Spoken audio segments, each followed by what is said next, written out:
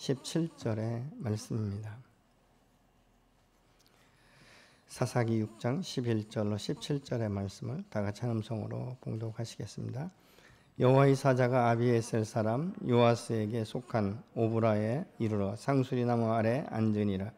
마침 요아스의 아들 기드온이 미디안 사람에게 알리지 아니하려 하여 밀을 포도주 틀에서 타작하더니 여호와의 사자가 기드온에게 나타나 이르되 큰 용사여 여호와께서 너와 함께 계시도다 하매 기드온이 그에게 대답하되 오 나의 주여 여호와께서 우리와 함께 계시면 어찌하여 이 모든 일이 우리에게 일어나나이까. 또 우리 조상들이 일찍이 우리에게 이르기를 여호와께서 우리를 애굽에서 올라오게 하신 것이 아니냐 한 그 모든 이적이 어디 있나이까. 이제 여호와께서 우리를 버리사 미디안의 손에 우리를 넘겨주셨나이다 하니 여호와께서 그를 향하여 이르시되 너는 가서 이 너의 힘으로 이스라엘을 미디안의 손에서 구원하라. 내가 너를 보낸 것이 아니냐 하시니라. 그러나 기드온이 그에게 대답하되 오 주여 내가 무엇으로 이스라엘을 구원하리이까. 보소서 나의 집은 므낫세 중에 극히 약하고 나는 내 아버지 집에서 가장 작은 자이니이다 하니 여호와께서 그에게 이르시되 내가 반드시 너와 함께 하리니 네가 미디안 사람 치기를 한 사람을 치듯 하리라 하시니라. 기드온이 그에게 대답하되 만일 내가 주께 은혜를 얻었사오면 나와 말씀하시니가 주 되시는 표징을 내게 보이소서. 아멘. 죄성을 가진 인간은 아주 고질적인 질병이 하나가 있다면 살만하고 마음이 평안하고 좀 부유하게 되면 하나님을 떠나고 이 세상과 함께 비교해서 세상 사람 못지않게 살고 싶은 이 열망, 이런 것들이 있어지게 된다는 것이죠.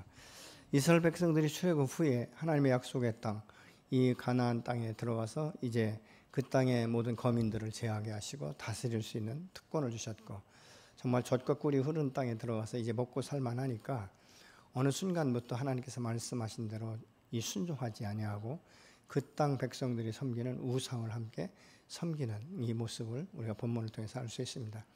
하나님께서는 참고 기다리시다가 계속적으로 7년이 넘어도 돌아오지 않으니까 이제는 하나님께서 미디안 사람들에게 붙여서 7년간 이들을 어떻게 보면 아주 혹독하게 훈련을 시킵니다. 그래서 짐승과 이 모든 농가의 소득들을 탈취해가는 이런 경우를 수년 동안 당하다 보니까 이스라엘이 굉장히 이 황폐한 이 상태의 삶을 살고 있는 것이죠. 심지어는 이 타작을 할 수조차 마음 놓고 할 수조차도 없는 그런 이제 지경에 이르게 된 것을 우리가 보게 됩니다. 그래서 오늘 이 본문 1절에 보니까 이스라엘 자손이 또 여호와의 목전에서 악을 행하였으므로 여호와께서 7년 동안 그들을 미디안의 손에 붙였다, 이렇게 말씀하고 있습니다.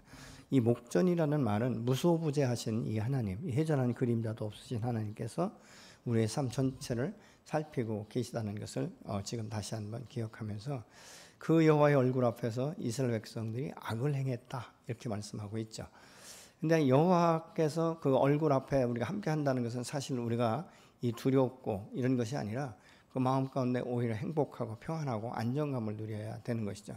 시편 1편 6절에 보면 여호와께서는 이제 이 선인의 길을 의인의 길을 인정하시나 악인의 길은 망하리로다, 이렇게 말씀하고 있습니다.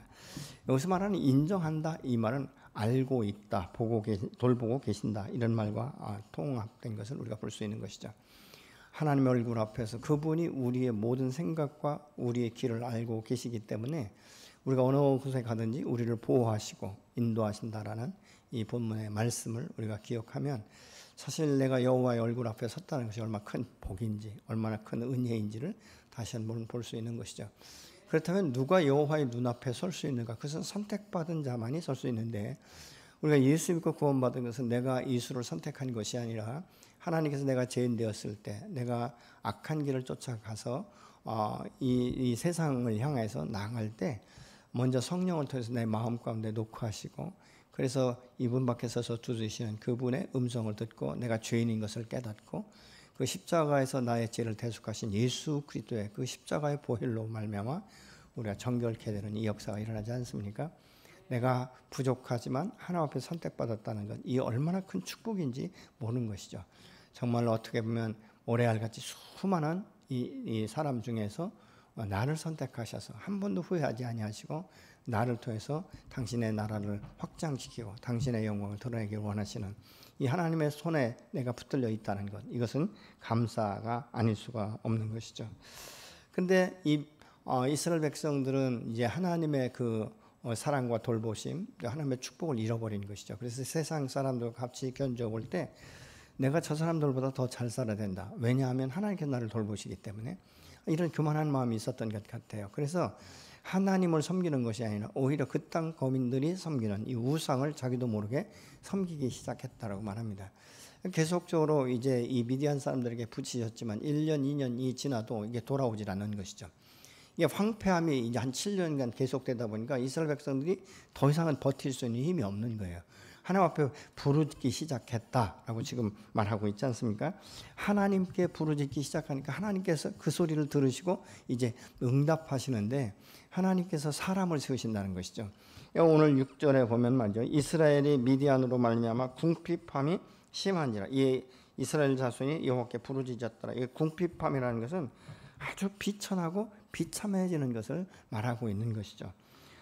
그래서 마치 이 누가복음 15장의 둘째 아들이 가지고 나간 재산을 다 탕진하고 나니까 나중에는 얼만큼 그의 인생이 피폐되고 비참한지 이 돼지가 먹는 쥐엄나무 열매조차도 이 먹으려고 하는 이런 그 체면 불구하고 먼저 먹고 사는 것이 문제이기 때문에, 근데 쥐엄나무 열매조차도 못 먹게 하는 이 비참한 인생 가운데서 비로소 하나님을 기억하기, 아버지를 기억하고 아버지 집으로 돌아오는 모습을 볼 수 있는 것이죠.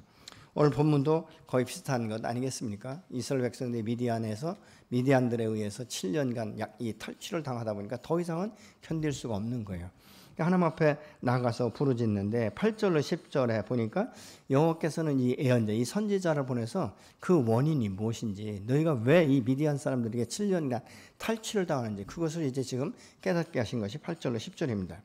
이스라엘의 하나님, 내가 너희를 애굽에서 인도해내며 너희를 종되었던 집에서 나오게 하여서 애굽 사람의 손과 너희를 학대하는 모든 자의 손에서 너희를 건져내고 그들을 너희 앞에 쫓아내고 그 땅을 너희에게 주었으며 내가 또 너희에게 이르기를 나는 너희의 하나님 여호와이니 너희가 거주하는 아무리 사람의 땅의 신들을 두려워하지 말라 하였으나 너희가 내 목소리를 듣지 아니하였다. 여호와께서 말씀하시기를 너희는 내 백성이다. 내가 너희를 선택했기 때문에 너희는 나 이외에 다른 신을 섬기지 말라. 이렇게 말씀합니다. 아모리 족속의 신들을 내가 두려워하지 말라 라고 말씀하셨는데도 불구하고 이 이스라엘 백성들이 아모리 족속들이 섬기는 이 바알신이라든가 이 신들을 섬기기 시작했다고 말합니다. 그래서 너희가 지금 이렇게 핍절한 삶을 살고 있다라고 말씀하시는 것이죠. 사실 우리가 이 어렵고 궁핍하고 이 인생의 문제가 풀리지 않고 자꾸 꼬이고 오늘 같은 이 코로나 바이러스로 인해서 많은 이 삶들이 이제 핍절해질 때 사실은 우리가 깨어서 우리의 삶을 돌아봐야 되는 것이죠. 이 원인이 어디에서부터 온 것인가? 물론 위정자로부터 온 것인가? 이것보다는 그것보다도 먼저 예수 믿는 내가 하나님의 정결한 삶을 살았는가? 내가 예배자로서 바르게 삶을 살았는가? 또 기도의 제단은 지금도 지속적으로 쌓고 있는가? 이런 그 부분들을 살피면서 무너진 내 마음 가운데 성벽을 재건시키고 그 틈 사이에 들어가서 우리가 중보하고 이런 역할을 깨어있는 그리스도인들만이 할 수 있는 것이죠. 그래서 지금 여호와께서는 이스라엘 백성들을 깨우치기 위해서 미디안 사람들의 손에 붙였다라고 말씀하고 있는 것이죠. 여러분, 하나님은 이스라엘의 필요를 당장 해결해 주시기보다는 그 원인부터, 그 문제부터, 왜냐하면 우리가 죄성이 있는 이 죄로 가득한 우리의 마음 가운데 하나님이 그 문제를 해결하고 그 문제에 대해서 축복을 하신다면요, 사람들은 하나님을 기억하지 않습니다. 그렇기 때문에 하나님께서 말씀하고 있는 것이죠. 내 속에 있는 죄들을 먼저 드러내야 된다. 내 심령이 깨끗하고 정결할 때 내가 주는 은혜를 받을 수 있고 내가 주는 축복을 누릴 수 있다라고 말씀하고 있는 것이죠. 사실은요, 하나님께서 이스라엘 백성보다도 그 마음 가운데 더 아픈 이 고통의 마음이 계셨을 거예요. 왜냐하면 이스라엘 백성들이 애굽에서 430여 년간 이 종살이를 하면서 부르짖으니까 하나님께서 그 음성을 듣고 모세를 지도자를 세우셔서 출애굽시켰어요. 근데 약속의 땅에 보통 한 일주일이나 열흘 안에 들어갈 수 있는데 불구하고 이 12명의 정탐꾼 중에 10명의 정탐꾼들이 부정적으로 말을 하고 있지 않습니까? 그러면서 이제는 하나님께서 그 부정적인 이 말 때문에 이 광야에서 40년 훈련을 시키십니다. 40년 동안 이스라엘 백성들을 훈련시키신 목적이 있다면 그것이죠. 이 땅 가운데 너희가 살아갈 때에 사실은 이 세상의 부귀영화 이것보다도 하나님과 함께 동행하는 것이 얼마나 큰 축복인지, 하나님의 존전에서 내가 사는 것이 얼마나 큰 은혜인지를 내가 깨닫고, 하나님의 이 임재, 하나님과 함께 동행하시는 것, 이것만으로도 너희가 만족하고 그 하나님이 주시는 축복을 누리는 것, 이것으로 너희가 온전해져야 된다라고 지금 말씀하고 있는데, 이것에서 지금 이탈되고 있는 것이죠. 오늘날로 말하면 내가 처음 예수를 만났을 때 그 마음 가운데 있었던 이 열정, 이 첫사랑, 이것을 잊어버렸다는 것이죠. 여러분, 우리가 결혼할 때도 사실은 연애하신 분들은 알 거예요. 연애할 때 그 열정, 그 기쁨, 그 감격, 감동, 이런 것들이 지속되지 않고 이 결혼해서 살다 보니까 다 잊어버리는 것이죠. 그러니까 현재 일어나는 이 현상들을 보면서 서로가 문제를 지적질하기 시작하고, 이 갈등이 일어나기 시작하고 분열이 오는 것들을 우리의 삶 가운데서 근간에서 볼 수 있지 않습니까? 하나님께서 계속적으로 말씀을 하고 있는데, 이렇게 하나님께서 이 회개를 촉구할 때 이스라엘 백성들이 잃어버린 하나님을 찾아야 되는데 그렇지 않았던 것이에요. 그러니까 기드온 같은 경우도요, 이렇게 하나님께서 말씀하시니까 바로 대답하기를 이렇게 말합니다. 하나님, 아니에요. 그게 아니에요. 하나님 우리를 인도하실 때는 사실은 이 땅 가운데서 정말로 많은 것들을 수확하고 기경에서 풍족해 살도록 그렇게 보호하신다라고 우리 조상들에게는 말씀하셨지만, 현실적으로 볼 땐 그게 아니지 않습니까? 하나님이 우리를 버리셨고 우리를 떠나셨고, 하나님이 만약 계시다면 우리가 이 지경에 이를 수 있도록, 이거 1, 2년도 아니고 어떻게 7년씩이나 이렇게 날씨가 가문 것도 아니고 수확해서 풍성한 수확을 기대하면서 그 마음 가운데 풍요로움을 누리자마자 이 미디안 백성들과 이쪽 동방의 사람들이 들어와서 이 짐승과 이 모든 이 곡물을 다 탈취해 가버리니까 이거에 대한 기쁨이 없다는 거죠. 결국은 무엇이냐? 우리가 잘못한 것보다는 하나님 당신이 우리를 버리지 않았습니까? 지금 기도는 계속적으로 하나님 앞에 그렇게 반문하고 있는 것입니다. 이 기드온 같은 경우는요, 사실은 곡식을 탈곡할 때는 성 밖에 탈곡할 수 있는 마당이, 넓은 마당이 있었어요. 그런데 기드온은 이 미디안 사람이, 동방 사람들이 두었기 때문에 성 밖에서 이것을 탈곡하지 못하고 이제 성 안에 있는, 어떻게 보면 자기 집 안에 있는 이 포도주 틀, 이 포도주 틀은 약간 깊이 웅덩이처럼 파져 있고 그 안에 이제 맷돌 같은 것들이 있고, 그래서 이 포도를 씹어넣고 이제 그것을 밟으면 이 포도에서 나오는 이 즙이 옆으로 흘러가서 이렇게 고일 수 있는 이런 상태로 되어 있는데, 그 안에 들어가서 이렇게 타작할 만큼 아주 굉장히 소심한 기드온이었었다는 것이죠. 근데 기드온에게 하나님께서 먼저 나타나셔서 말씀하기 시작하는 것이죠. 어떻게 보면 인간적으로면요, 참 이스라엘의 리더로서는 리더십도 있고 좀 외모도 헌출하고 말이죠. 또 이 말도 잘하고, 그래서 사람들을 설득시키고 할 수 있는 이런 능력이 있어야 되는데, 기드온은 보면 소심하고 그렇지 못했던 것 같아요. 굉장히 그 마음 가운데 두려움도 있었고, 이제 이런 상태의 기드온을 시키는 것을 우리가 보고 있는데, 여기서 우리가 다시 다른 한 가지를 볼 수 있는 것은, 기드온은 그렇지만 자기 일에는 성실한 사람이었다라고 우리가 볼 수 있는 것이죠. 자기 할 수 있는 일에 대해서 멈추지 않고 성실하게 일하는 그의 모습을 보고 하나님께서 찾아오셔서 선택하시면서 말씀하신 것이, 너는 큰 용사다, 이렇게 말씀하고 있는 거예요. 여러분, 우리가 큰 용사다 이렇게 하나님께서 말씀하실 때 여러분 같으면 어떻게 대답하시겠습니까? 아멘, 그렇게 하시겠습니까? 많은 사람들이 오늘날도 뭔가를 하나님 안에서 이렇게 위임을 하면요, 그 마음 가운데 굉장히 이 세상 사람과 비교를 하는 것이죠. 나는 키도 작고 눈도 작고 배운 것도 없고 좋은 직장도 없고 돈도 많이 없고, 계속 없고 이 없다는 것을 생각하다 보니까 하나님 말씀 앞에 즉시 순종하지 못하는 경향들이 있는 것들을 우리가 보고 있는 것이죠. 이게 모세 같은 경우도 출애굽기 3장에 보면 하나님께서 부르실 때, 주님 나는 절대 아닙니다, 주님 잘못 선택하셨습니다, 이런 의미로 말하지 않습니까? 그러면서 말합니다. 주님 나는 말발도 없어요. 나는 바로 앞에 가서 말을 할 때 그 말 주변이 없어서 이 바로를 설득할 수 있는 힘이 없습니다. 그렇게 이제 말하지 않습니까? 그때 하나님께서 말씀하시잖아요. 야, 그럼 네 형 아론을 내가 붙일게, 이렇게 말씀하시는 것을 우리가 창세기를 통해서 볼 수 있게 되는 것이죠. 그럼 그렇지만 그럼에도 불구하고 하나님의 선택은 실수한 것이 아니라는 것이죠. 오늘날 수많은 가운데 나를 선택하시고 지목하여 부르시면서 너는 나의 존귀한 자고 너는 큰 용사다라고 말씀하시면 우리는 내 환경과 내 처지와 이 세상 생활과 비교할 것이 아니라 하나님이 말씀하실 때 아멘으로 화답해야 되는데, 왜 하나님께서 이 기도원, 이 소극적이고 소심한 이 기도원을 큰 용사라고 말씀하셨는지 아십니까? 12절에 보면 내가 너와 함께 한다는 것이죠. 여호와께서 함께 하시면, 여호와의 능력이 내게 임하면, 내게 능력 주신 자 안에서 내가 모든 것을 할 수 있다는 확신을 가질 수 있기 때문에 하나님께서 지금 말씀하고 있는 것이죠. 내 외적인 것이나 내 내면적으로 갖춰진 지식이나 어떤 물질이나 어떤 능력, 이것이 아니에요. 어떤 재능, 은사, 이것이 아니에요. 여호와께서 함께 하심으로 말미암아 너는 큰 용사라고 말씀하고 있는 것입니다. 아멘. 여러분, 여러분을 스스로에게 나는 정말 하나님께서 큰 용사다, 이렇게 믿음으로 선포하시는 여러분이 되시기를 예수로 축원합니다. 이 큰 용사라고 하시는 것, 이것이 얼마나 큰 축복인지 몰라요. 왜냐하면 여호와께서 나를 선택하시고 내가 순종할 때 나를 통해서 당신의 영광을 반드시 드러내도록 인도하시고 역사하시기 때문에 그렇습니다. 그래서 우리의 영적인 힘의 첫 번째 조건이 뭔지 아십니까? 하나님이 나와 함께 하신다는 믿음이에요. 여러분, 이 확신입니다. 하나님이 나와 함께 하신다는 이 강한 믿음이 부름받은 자들에게는 필요한 것입니다.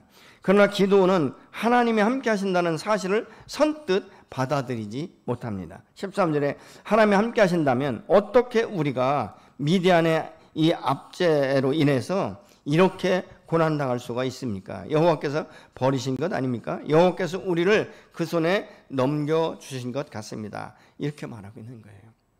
여러분, 하나님에 대한 임재의 확신이 없을 때 우리 마음 가운데 염려와 근심이 생기게 되고 마음이 흔들리기 시작하는 거예요. 그런데 이것은 단순히 그것만이 아니라 주님의 임재에 대한 확신이 없으면 다른 부분에서도 우리의 삶 가운데 흔들리는 것들을 우리가 보게 되는 것이죠. 여러분, 하나님의 임재는 모든 영역에 있어서 승리의 이 키를 우리에게 제공하시는 줄로 믿으시기 바랍니다.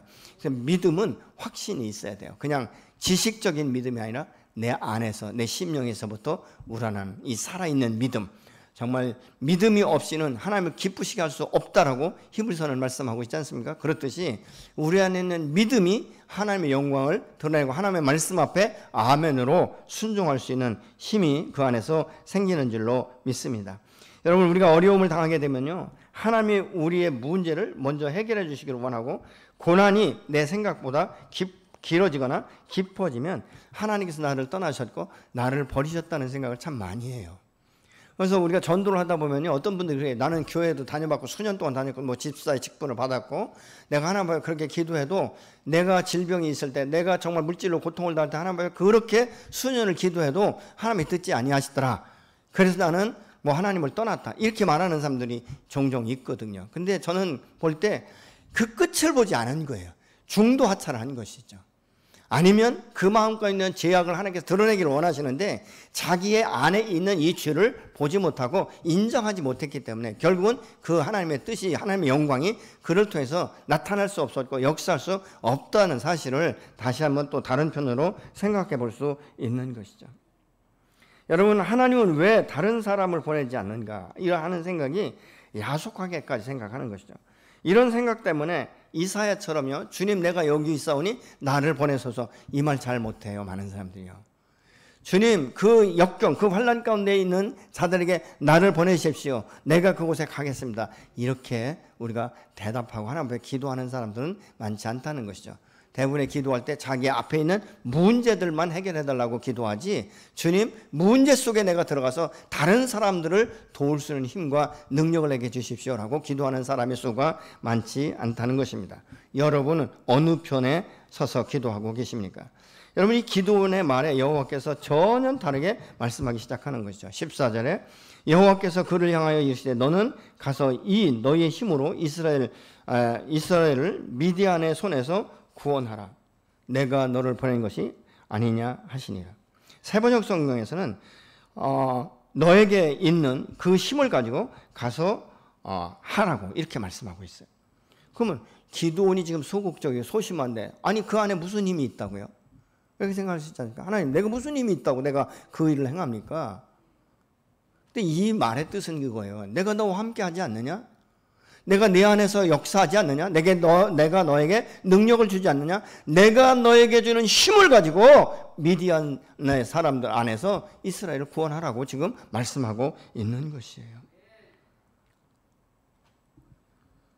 오늘도 성령이 우리 안에서 권능으로 역사하시면 주님이 주신 사명을 능히 감당하게 될 줄로 믿습니다. 우리 좀 옆에 분에게 이렇게 말씀하실래요? 당신은 큰 용사이십니다. 아멘? 아니 그러면 한쪽에서는 아멘 하셔야죠. 다시 한번, 당신은 큰 용사이십니다. 아멘? 예. 여러분, 이 말 한마디가요 굉장한 우리에게 힘이 되면서 위로가 돼요. 내가 힘없고 낙심해 있을 때 하나님이 당신과 함께 하십니다. 하나님이 당신을 반드시 일으키실 것입니다. 이 말 한마디가요 얼마나 많은 에너지를 주는지 몰라요. 그래서 부정적인 생각을 했던 사람이 이 소리를 듣고 옆에 사람의 이 격려하는 소리를 듣고 벌떡 일어날 수 있는 이런 기회를 우리가 다른 사람에게 줄 수도 있는 것입니다. 여러분, 그럼에도 불구하고 기드온은 참 자신을 계속 작은 자라고만 말을 하고 있는 거예요. 15절에 그러나 기드온이 그에게 대답하되 오 주여 내가 무엇으로 이스라엘 구원하리이까? 보소서 나의 집은 므낫세 중에 극히 약하고 나는 내 아버지 집에서 가장 작은 자니이다. 가장 작은 자라는 것이죠. 여러분, 사도 바울은요 고린도 후서에 보면 내게 약함이 곧 완전함이라고 그렇게 말하겠어요. 이 말은 내가 약함이 곧 강함이다. 왜요? 내가 연약하고 부족한 것을 알면 알수록 하나님을 더 신뢰하기 때문에, 하나님을 더 의지하기 때문에, 하나님을 더 찾기 때문에 약함이 곧 강함인 줄로 믿습니다. 여러분, 이런 조건을 보고 선택한 것은 세상의 방법이에요. 예적인 조건을 보고 사람을 선택하는 것은 이 세상의 방법이에요. 하나님의 방법은요 그 내면을 보시는 것이죠. 이 사람 안에 죄성은 있는가, 순수한가, 내 말에 순종할 수 있는 열정이 있는가, 이런 것들을 하나님이 보시는 것이죠. 더 중요한 것은 무엇입니까? 하나님 앞에 성실한 자예요. 여러분, 이 기드온이 사실은 미디안의 이 7년 동안 이 압제에서 굉장히 힘들어하고 소심하지만요 자기 일에는 굉장히 성실했던 사람이에요. 자기가 할 일에 대해서는 최선을 다하는 이 모습을 보는 것이죠. 여러분, 성실하고 순종할 마음만 준비되어 있으면 그 이외의 다른 모든 것들은 하나님께서 채우시는 줄로 믿습니다. 여러분, 승리는 하나님의 능력이 있는 것이지 인간의 재능이나 수완에 있는 것이 아니라는 것입니다. 선택받은 기드온이 선뜻 순종하지 못하고 자신을 볼 때 여호와께서 계속적으로 확신을 주세요. 전 이 모습을 보면서요, 하나님께서는 약한 자가 곧 강함이라는 것은 하나님께서 한번 선택하셨다가 아니요 이러면 발을 빼면 그래 너 끝나 이렇게 하시는 것이 아니라 끝까지 선택한 사람을 세우시기를 원하시는 분이 바로 여호와 하나님이신 줄로 믿습니다. 여러분, 모세도 그렇잖아요. 나는 입술이 뻣뻣하고 나는 말도 못하고 뭐 여러 가지 이야기를 해요. 그러니까 여호와께서 계속적으로 그래 알았어 너 끝나 이거 아니잖아요. 모세를 계속적으로 세우셔서 결국은 무엇입니까? 하나님의 선택 앞에 순종해서 바로 앞에 가서 이 10가지 재앙을 통해서 이스라엘 백성들을 출애굽시키면서 40년간 광야에서 이 이스라엘 백성들의 선두주자가 되어서 이 하나님 앞에 귀하게 쓰임받는 것을 우리가 출애굽기를 통해서 알 수 있듯이, 그렇지 않습니까? 여러분, 우리가 전쟁에 나갈 때 사실은 내 모습을 보는 것보다 여호와께서 어떻게 하실 건가 하는 이 기대감이 있어야 되는 것이죠. 16절에 보니까 여호와께서 그에게 이르시되 내가 반드시 너와 함께하리니 내가 미디안 사람 치기를 한 사람을 치듯 하리라, 이렇게 말씀하고 있어요. 또 임마누엘이 하나님이 되실 것에 대해서 지금 말씀하고 있지 않습니까? 그러면서 하는 말이 이것이에요. 전쟁은 내게 달려있는 것이 아니라 사람의 수에 있는 것이 아니라 내 손에 달려있다라고 지금 주께서 말씀하고 있는 것이에요. 그럼에도 불구하고 기드온이 하나님께 다시 확인받기 위해서 표징을 보여달라고 말씀하시지 않습니까? 근데 여호와의 사자가요 그 표징을 보여주는데 기드온이요 여호와의 사자를 보았어요. 그러면서 그 마음 가운데 확신을 가져야 되는데 그러면 그 확신을 갖지 못합니다. 그래서 여호와께서 다시 이 미디안 사람들과 동방 사람들에게 이 기드온을 붙일 때 마지막으로 그가 시험한 것이 양털 시험이에요. 하나님, 내가 마지막으로 시험하는데요, 이 양털 위에만 이슬이 내리게 하시고 모든 지면에는 이슬이 내리지 않게 해주세요. 그러니까 다음날 아침에 보니까 그랬잖아요. 근데 한 번 더 요구하잖아요. 하나님, 이제는 반대로 모든 땅을 이슬로 적시고 양털만 이슬이 묻지 않게 해주시죠. 이러면서 그거에 대해서 여호와께서 바로 이 기드온의 기도를 들으시고 그대로 확신시켜 주시는 모습을 볼 수 있습니다. 여러분 하나님 한번 선택하시면 끝까지 놓지 않으세요. 아멘. 놓는 건 내가 놓는 거예요. 요한복음에서도 보면요, 여호와께서 그 아버지의 이 만유보다 크신 아버지의 손으로 붙들고 계신데 아무도 그 손에서 빼앗을 수 없다라고 말씀하고 있어요. 내가 놓으면 놓는 것이지 여호와는 한번 선택한 자는 영원한 당신의 백성으로, 영원한 당신의 자녀로 오늘도 붙들고 세우시는 줄로 믿습니다. 여러분 하나님의 선택은 실수하심이 없는 거예요. 어쩌다가 나를 실수해서 나를 이 땅 가운데 보내시고 어쩌다가 실수해서 나를 선택하셨나? 아니에요. 여호와께서 분명히 이사야서도 43장에 말씀하고 있잖아요. 너가 너 자신을 볼 때 어떤지 모르지만 세상 사람이 너를 어떻게 평가하는지 모르지만 내 눈에 보기에 너는 보배롭고 존귀한 자다, 이렇게 말씀하고 있지 않습니까?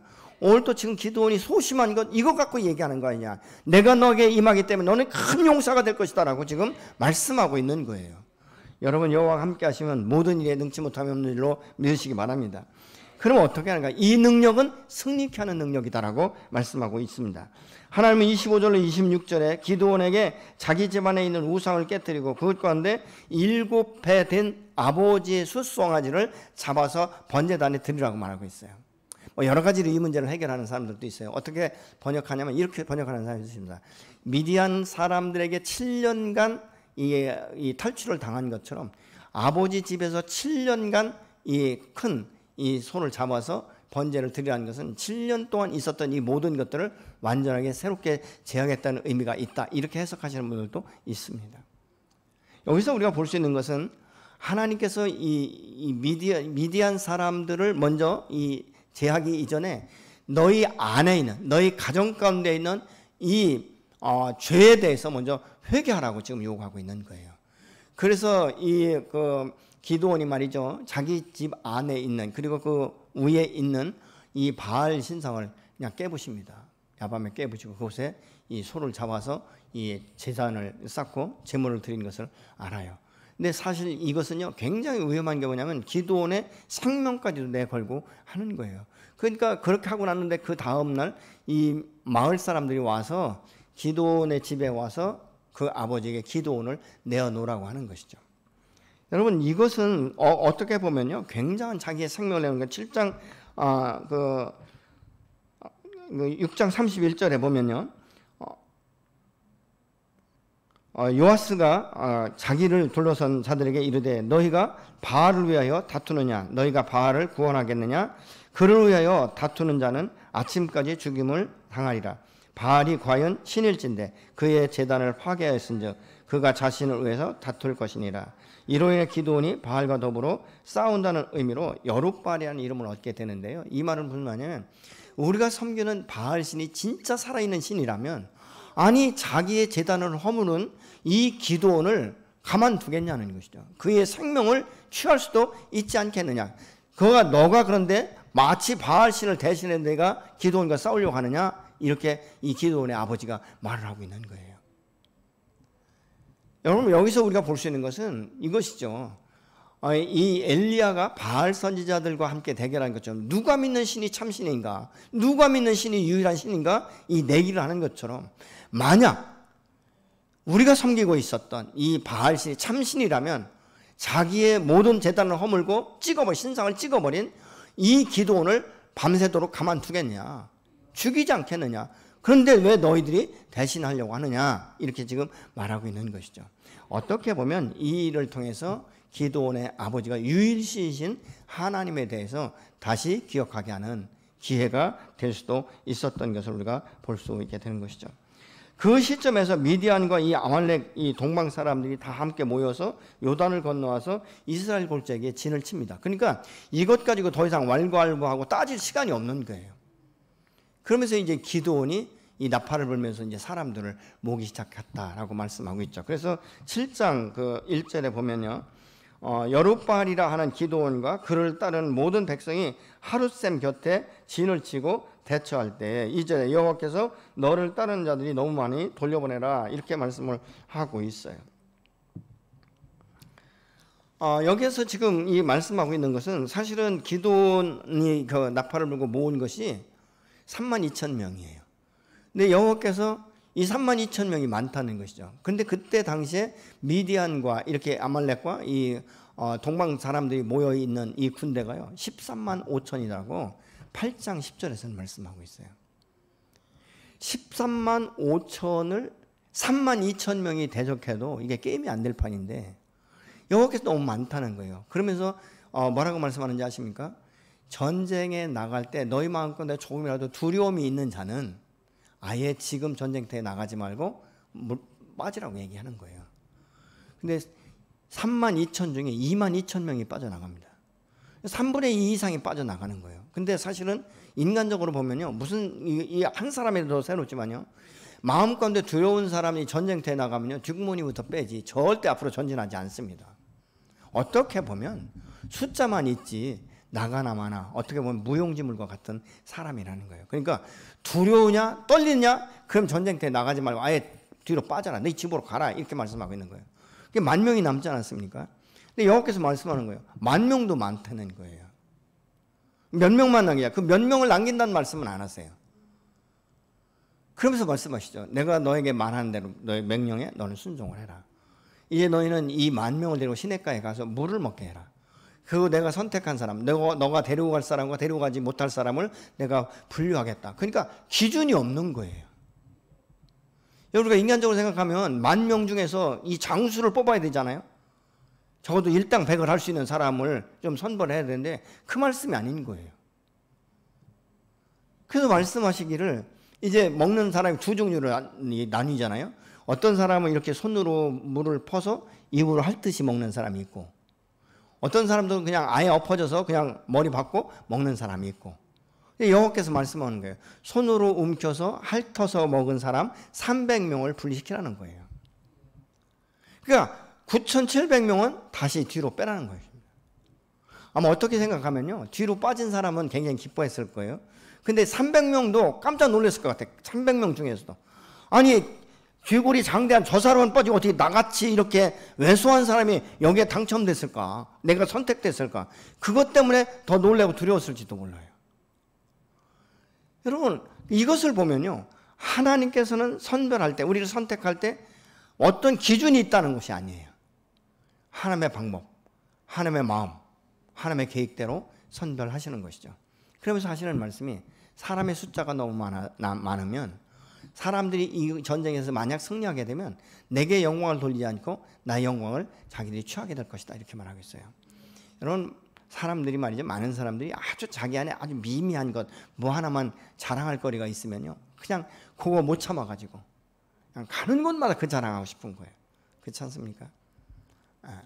우리가 자녀를 키우다 보면요 참 거짓말 잘해, 그죠? 애가 옹호하려고 했는데 우리 애 말했다고 또 이러잖아요. 자기 자식 그만큼 똑똑하고 영리하다 이런 걸 말하고 싶어 하는 거예요. 그게 인간이에요. 그렇지 않습니까? 근데 여호와께서 말씀하는 것이죠. 여러분 300명이 13만 5천을 대적하려면요 그냥 어림잡아서 1인당 400명을 이제 죽여야 되는 거예요. 그래야 전쟁에 승리할 수 있는 것이죠. 그리고 300명은 한 사람도 죽으면 안 돼. 여러분 인간적으로 생각하면 있을 수 없는 일이에요. 그러면서 여호와께서 말씀하시잖아요. 어떻게 또 말씀하십니까? 여러분 여기에서 보면 이 첫 번째 탈락한 사람들은 두려움 때문에 떠났는데, 두려움은요 사람의 마음을 굉장히 위축시키고 긴장시키면서 사람의 몸을요 자꾸 굳어지게 해요. 그러니까 사람이 두려운 마음이 오면요 앞서 나가지 못합니다. 자꾸 뒤로 물러서게 되고, 그래서 자꾸 염려하고 안 될 것을 먼저 생각을 하게 되는 것이죠. 그래서 우리의 삶 가운데 두려움처럼 이 강한 이 적이 없을 거예요. 여러분 두려움은 많은 사람을 불안하게 만들고 이 공포 때문에 자기의 인생을요 제대로 펼쳐나가지를 못합니다. 무슨 일을 시작하든지 잘못되면 어떻게 할까라는 이 의문이 생기기 시작하는 것이죠. 그리고 내가 이 길을 선택해서 가다가 만약 나쁜 일을 만나게 되면 어떻게 하지 하는 이 불안함, 이런 것 때문에 아무것도 하지 못하고 포기하는 경우가 굉장히 많습니다. 그렇기 때문에 수많은 가능성을 다 사장시켜 버린다는 것이죠. 여러분 우리의 삶을 발전시키지 못하는 것이 바로 두려움이에요. 그러니까 이런 사람은 새로운 일을 시도하는 것을 굉장히 힘들어한다는 것이죠.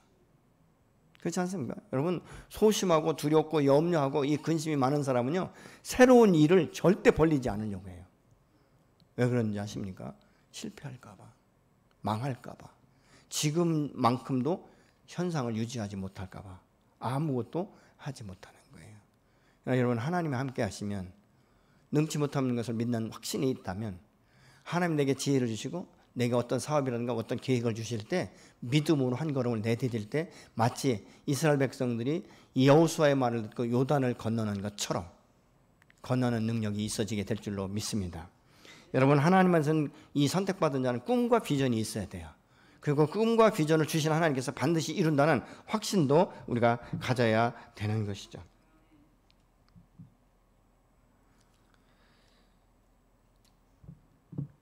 이 7절에 보니까 7장 7절에 보니까 그들이 물을 마시는 모습을 구별해내서 이제 분별하는 것을 우리가 보지 않습니까? 근데 여러분, 이때 당시에 이 기드온이 보는 것은요, 눈에 보이는 것은 12절에 보니까 메뚜기 떼처럼 많았다고 말해요. 이 연합군이. 그래서 여기서 보면요, 이 메뚜기 떼처럼 많은데 그 수를 어떻게 우리가 감당할 수 있을까? 이 7절에 여호와께서 기드온에게 이르시되 내가 이 물을 핥아 먹은 300명으로 너희를 구원하여 미디안을 내 손에 넘겨주리니 남은 백성은 각각 자기의 처소로 돌아갈 것이냐 하시니, 이 여호와께서 명령과 약속을 친히 기드온에게 주셨지만 여호와의 확실한 말씀보다 사실 기드온은 어떤 그 습관이 있었냐면 자기가 보고 확인을 해야 믿어지는 습관이 있었어요. 그래서 여호와께서 말씀하는 거죠. 야, 내가 된다면 되는 줄 알아야지. 너 그렇게 믿음이 없냐? 알았어. 너 그럼 끝나고 내 다른 사람 선택하게. 이렇게 하지 않았다는 거예요. 이 기드온의 이 마음, 이 두려워하는 마음, 자기가 눈으로 확 보고 확신을 가져야 갖는다는 이 연약함을 아시는 주님께서요, 기드온에 그걸 허락하세요. 너가 지금 너의 부하, 이 부라와 함께 미디안 그 군대 속에 밤에 들어가 봐라. 이렇게 말씀하고 있어요. 이것은 어떤 뜻인지 아십니까? 기드온 안에 있는 두려움을 직면시키는 거예요. 네 안에 두려움이 있지. 그러면서 이 부라라는 이 부하와 함께 미디안 군대 속에 들어가서 그들이 하는 말을 듣고 네 안에 두려움이 있다는 이것을 넘어설 수 있는 힘을 가지라고 지금 말씀하고 있는 거예요. 그분이 바로 하나님이세요. 나의 연약함을 아시고 이 연약함을 극복할 수 있도록 먼저 말씀하시고 그것을 다시 한번 확인할 수 있도록 기회를 주신 분이 사신 하나님이시죠. 그래서 이 기드온이 이 부라와 함께 그 미디안 광야 이 막사에 들어갑니다. 군대 막사에 딱 갈 때 이런 꿈을 꾼 이야기를 두 사람이 하는 거예요. 한 사람이 말하기를, 아니 내가 꿈을 잠깐 꿨는데 이 보리떡 하나가 딱 굴러오더니 우리의 텐트를 딱 쳤는데 위에 텐트가 무너지면서 우리를 다 덮어버리더라. 그러니까 이제 한 사람이 꿈을 해먹는데 이렇게 말합니다. 아마 그 보리떡은 이스라엘의 이 기드온의 칼인데 기드온이 우리를 쳐들어오면 아마 우리는 망하게 될 것이다. 이런 이야기를 하는 거예요. 그러니까 이 꿈을 이야기하고 이 해몽하는 소리를 들으면서 기드온의 마음 가운데 확신이 든 거예요. 그래서 여호와의 말씀에 다시 한번 확신을 가지고 이제는 그 다음부터는 기드온이 굉장히 담대해집니다. 그러니까 300명을 데리고도 내가 이 전쟁에 승리할 수 있다는 확신을 갖는 거예요. 그래서 이 300명을 한 목에 가지 않고 세 대로 나눈다. 100명씩 세 대로 나눠서 이렇게 말합니다. 우리가 지금부터 이 미디안의 군대 속에 들어가게 될 건데 너희는 내가 들어가서 내가 행동하는 대로 너희도 나를 따라서 그대로 행동하면 된다. 근데 그곳에 들어갈 때 칼과 창이 아니라 방패가 아니라 빈 항아리와 이제는 그 항아리 속에 이 횃불과 그리고 나팔을 가지고 갑니다. 여러분, 우리가 인간적으로 생각하면요, 이 지금 전쟁터에 나가는 사람들이 아닌 거예요. 이게 뭐 하는 짓이지 이렇게 생각할 수 있는 거예요. 근데 기드온이 그 안에 들어가서 이제 때가 되니까 이 파수꾼들이 이렇게 교체하는 시기예요. 항아리를 깨면서 횃불을 높이 들고 나팔을 불면서 여호와와 기드온의 칼이다 이렇게 선포를 하는 거예요. 근데 갑자기 이 삼면에서 이 동일한 소리가 나팔과 함께 나니까요, 이 미디안 광야에 이렇게 메뚜기처럼 깔려 있던 이 사람들이요 서로 자기 정신을 못 차려서 서로 칼로 치기 시작하는 거예요. 그 자리에서 죽은 이 사람이 12만 명이다라고 이 8장 10절에서는 말씀하고 있습니다. 15,000명만 남았는데 결국은 이들까지 추적을 해서 기드온이 그들을 완전하게 멸절시키는 것을 우리가 볼 수 있게 되는 것이죠.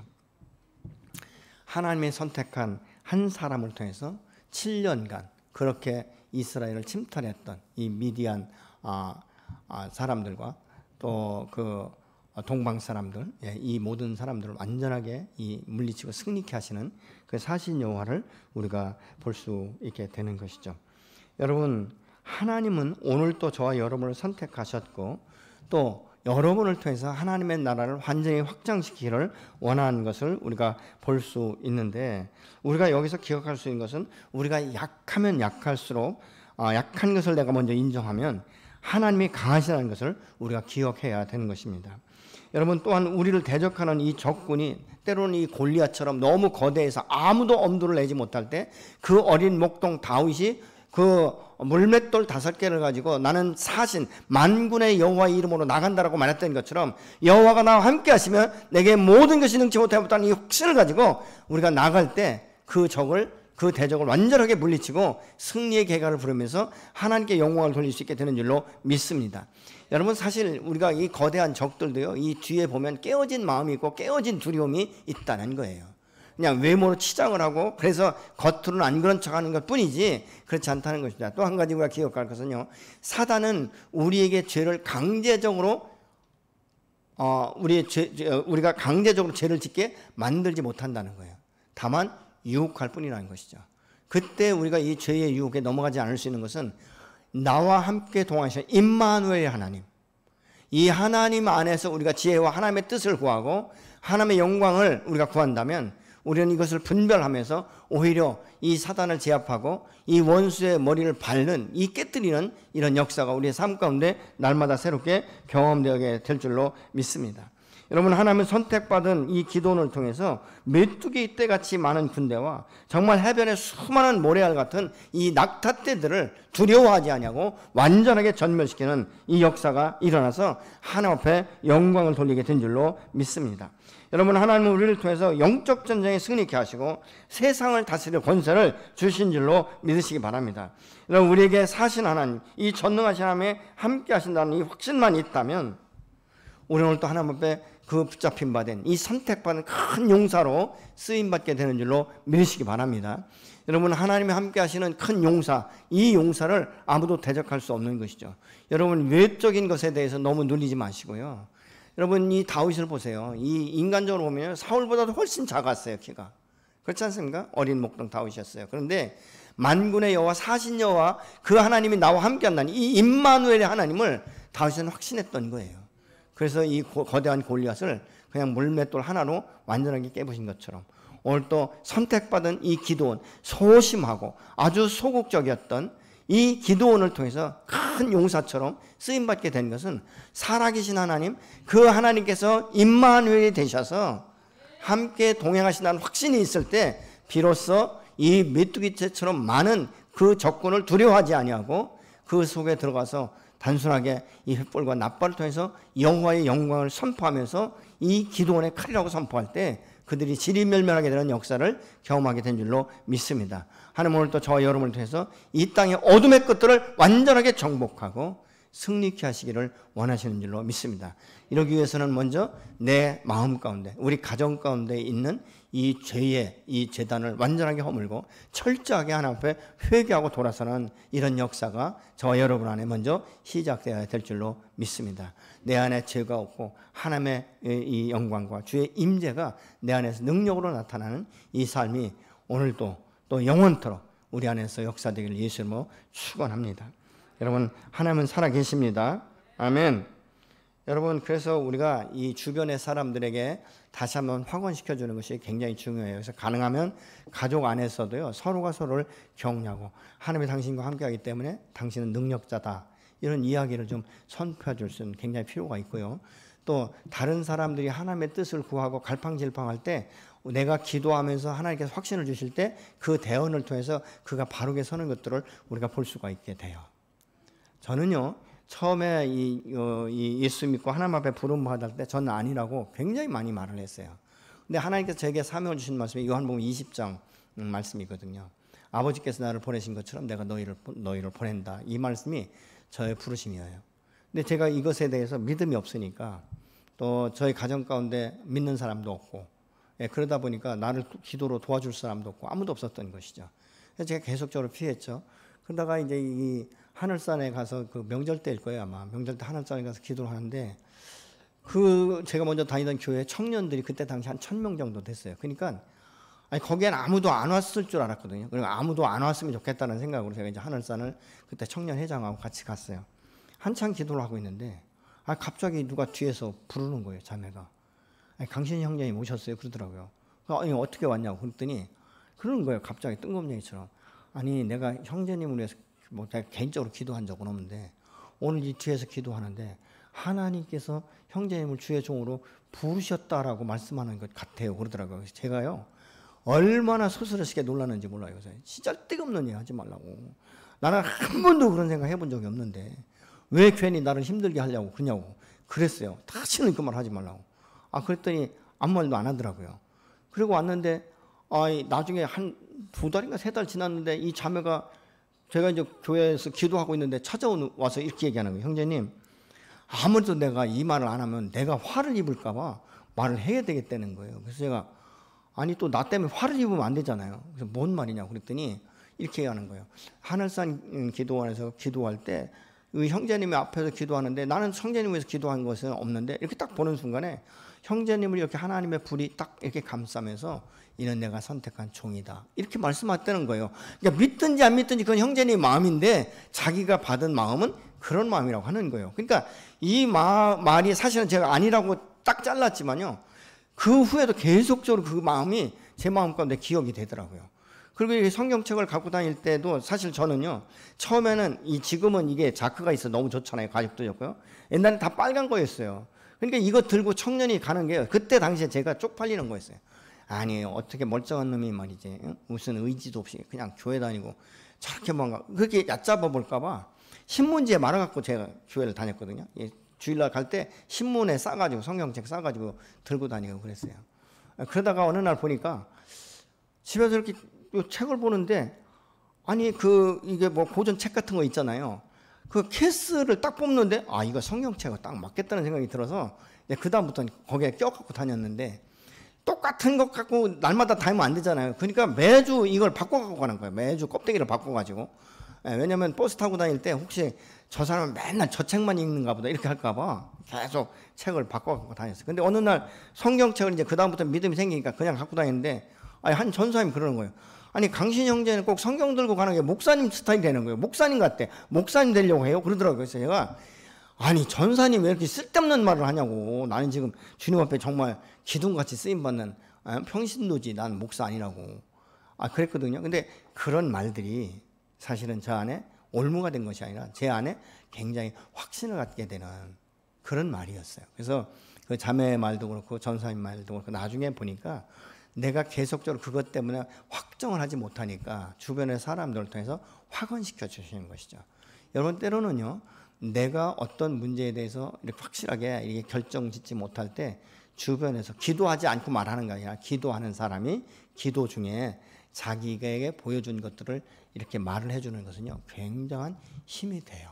그래서 저는 우리 성도들이 그렇게 예민하게 하나님 앞에 그래서 서로가 서로 위해서 기도하고 서로 격려하고 서로 권면할 때 이렇게 그 마음 가운데 확정 지을 수 있는 이런 에너지를 갖게 하는 이것이 얼마나 중요한지. 사실 기드온은 하나님의 말씀을 먼저 들었지만 미디안 사람들의 그 말, 이 꿈, 이것을 해모하는 소리를 듣고 더 구체적인 확신을 가졌던 것처럼 오늘 또 여러분 주변에 있는 사람들에게 여러분의 그 말 한마디가 얼마나 큰 확언이 되는지 우리가 알 수 있는 것이죠. 그래서 이 코로나로 인해서 고통당하는 정말 소망이 없는 저들에게 여러분 예수의 생명의 복음을 전하고 또 우리가 신앙생활 한다고 말하고 있지만 여러분 교회에 나와도 얼마나 많은 사람들이 두려워하는지 몰라요.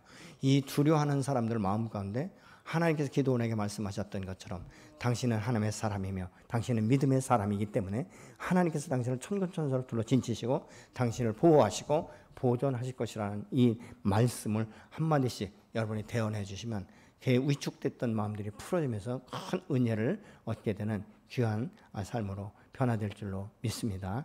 아멘. 그래서 좀 여러분은 나는 하나님 앞에 선택받은 큰 용사다, 이런 마음 가지고 하나님만을 바라보면서 나아가는, 승리하는 여러분이 되시기를 예수로 축원합니다. 여러분이 함께 기도할 때 이렇게 기도하시면 좋겠습니다. 하나님, 나를 선택하셔서 큰 용사로 하나님 쓰시겠다라고 말씀하신 것 감사합니다. 오늘도 하나님의 그 말씀과 하나님의 뜻에 따라 오늘도 순종할 수 있는 믿음을 주셔서 하나님, 내가 하나님의 영광을 드러내며 하나님 우리의 삶을 통해서 하나님 많은 하나님 믿음의 지경들을 넓혀가게 하시고 수많은 영을 주께 돌아오게 하는 통로가 되게 하여 주옵소서. 함께 기도하시겠습니다. 전능하신 하나님 아버지, 당신은 살아계시며 전능하시며 온전하신 나의 왕이 되십니다.